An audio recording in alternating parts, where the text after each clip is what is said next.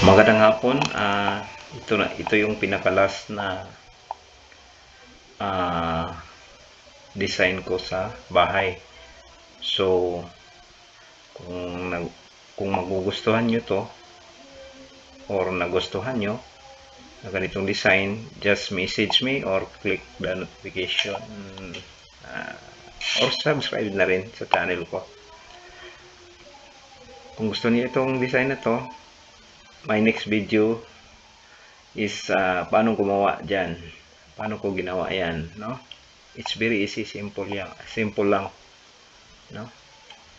Kaya nyo ring gawin to, ganyan na design, no?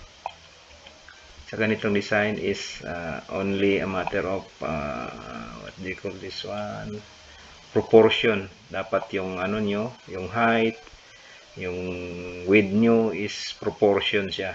It's like Coke bottle, right? Proportion. Coca-Cola body, kung minsan sinasabi ng iba, no? Proportion lang dapat yung building natin, yung design natin, para maganda tingnan.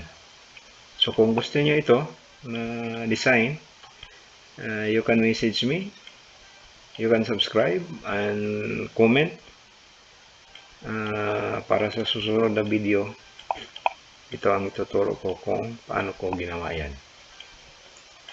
Ang inside pala nito, titingnan natin, is dalawang room ito, guys. Isang master with CR. Yan. Yan. And isang maliit na room.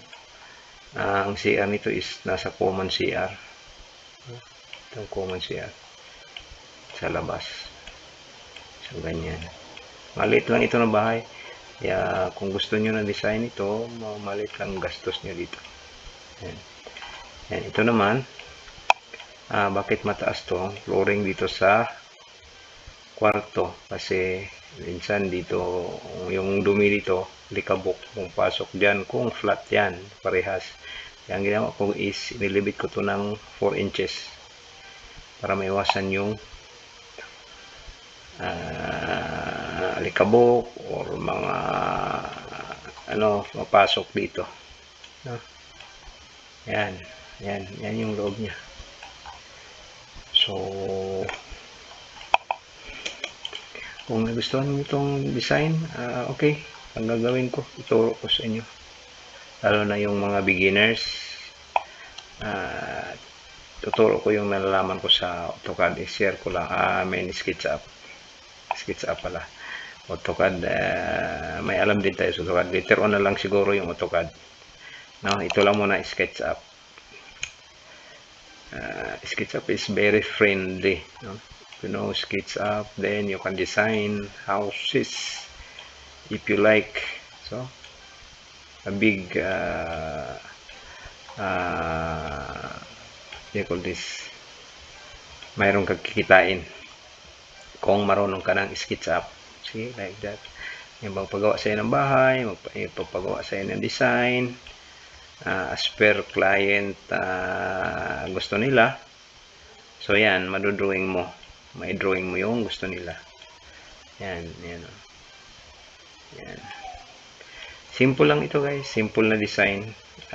Kung marami kasing arte, hindi na maganda, pangit na tingnan, sobrang design, mahal pa. Yan lang, no?